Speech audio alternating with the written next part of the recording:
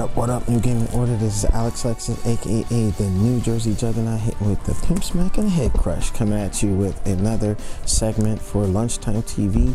It's February 9th, 2018, and just wanted to give a couple of shout outs to Free Play Mode, Tough Nerd Toys LLC, shout out to Thumb Thrasher Gaming and Geeking Out. Those are my affiliate network.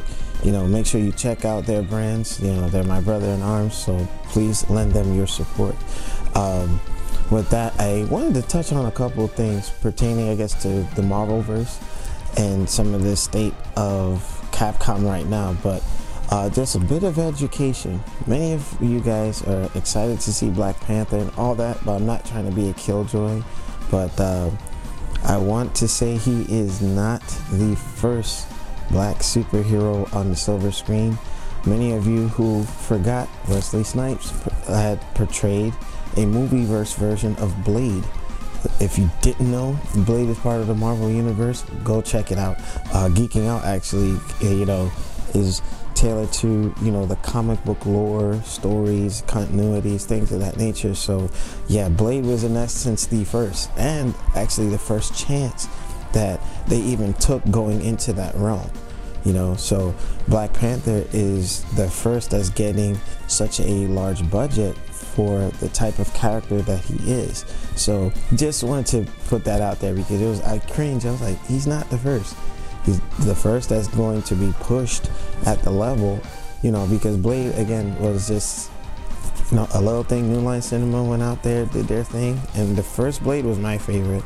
I know Shinwar and Demiso said Blade 2 was better, but it's debatable. You know, you can't mess with Steven Dorff. Steven Dorff, man, the blood god. All right, but in any case, this video is pertaining to the state of just, you know, Capcom, but primarily how Marvel vs. Capcom Infinite in its first year, it was released late 2017 and is not even getting an Evo spot. Now we can take a look at a couple of things as to what led to this, but it's blatantly obvious. A lot of it, you know, let me just speculate a couple of things. I believe Capcom, when it comes to Marvel vs. Capcom Infinite, or just the versus games where they're slave to the license, I think that Marvel, or primarily Disney, had a lot to do with the lackluster roster on the Marvel side. Now, we already know that there were some issues going on where I don't think that the X-Men should have been omitted from Marvel vs. Capcom Infinite. There was a sense of greed in using that fighting game as a promotional tool for the MCU, and in doing that, I think that it kind of messed with the established formula that was, you know, how they built the MVC franchise.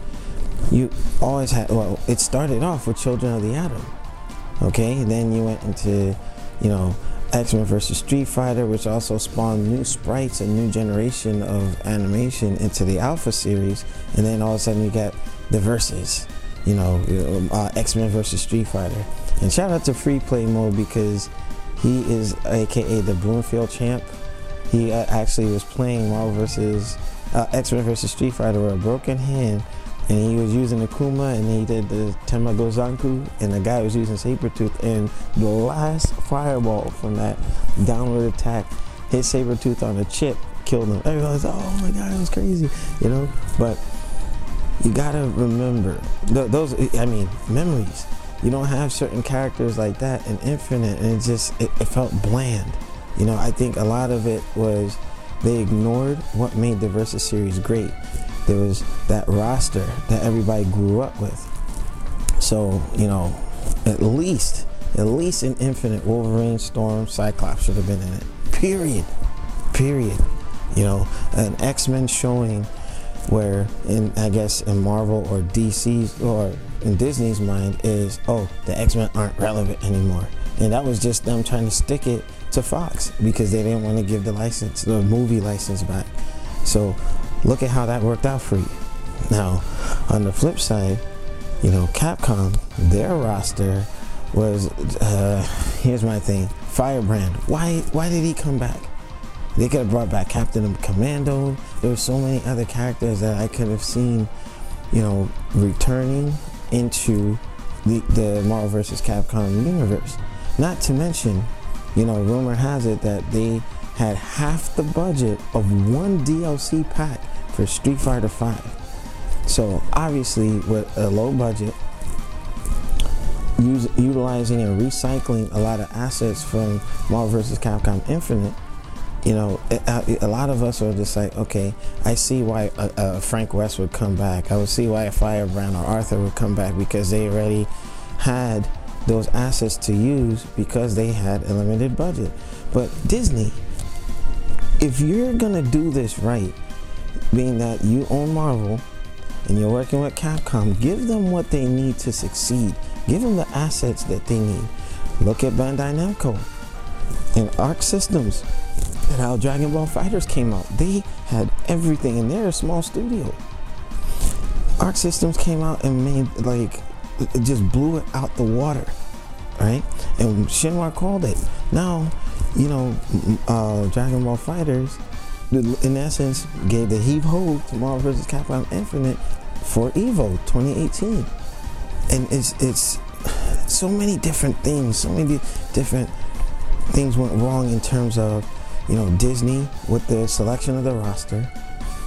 The budget for Marvel vs. Capcom Infinite definitely shows poor shaders, graphic quality, or graphic style, where you had Marvel vs. Capcom 3 Infinite looking better than the current game.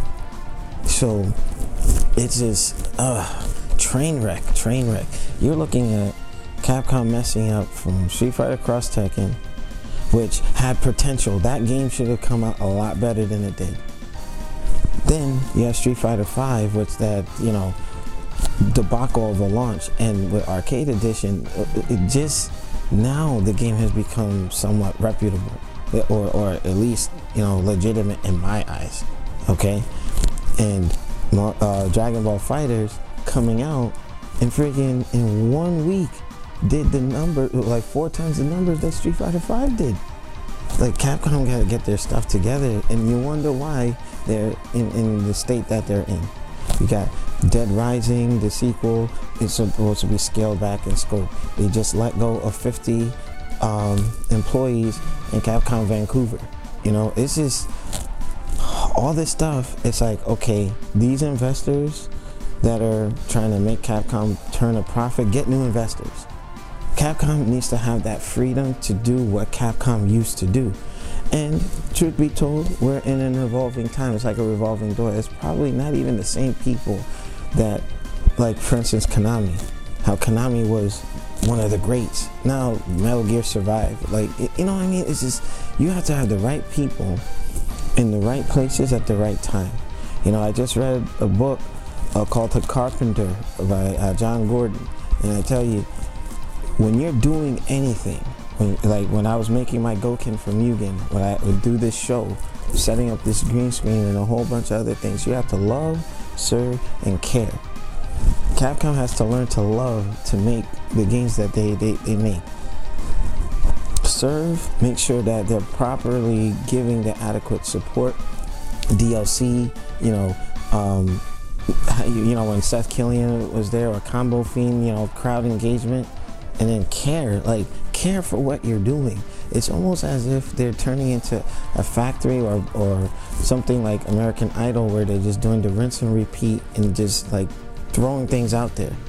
People are gonna catch on to it, people like myself. And now, you know, it's starting to show. People are just like, hey, screw this. Look what happened to Microsoft and Dan Matrick. Like, yeah, they had the love affair with their 360, and then they go and pull all that nonsense, and they wonder why. That they're in such a deficit. And bless Phil Spencer's heart for even trying. Inherited such a mess. So whoever takes over, you know, the lead at Capcom, or who's making the decisions at some point, because they need to really look and reshuffle who's making decisions up there. You know, because it makes no daggone sense.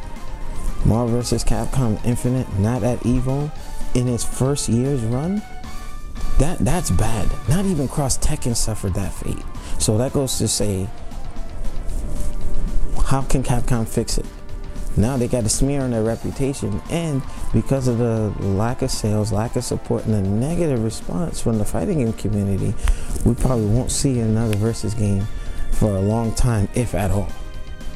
So let me know what you guys think. I mean, this is just my little spiel on it, but you have 3 Arc Systems games, you have 2 Smash games, you have Tekken 7, and I'm just like, how is it Marvel of all games that was like a mainstay? That was part of the grassroots before Evo got to this level of like the esports and everything, and it's not gonna have a representationship, you know?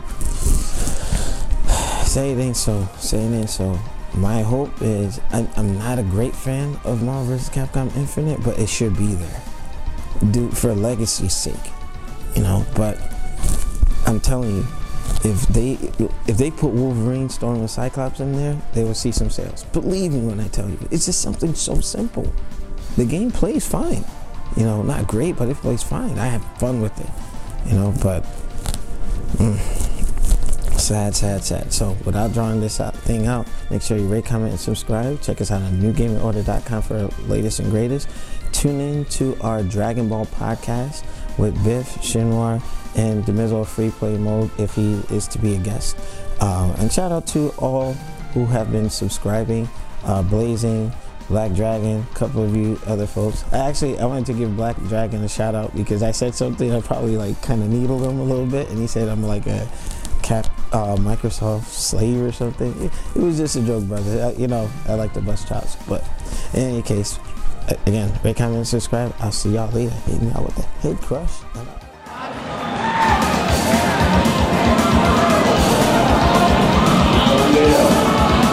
Now we gotta go for Flash.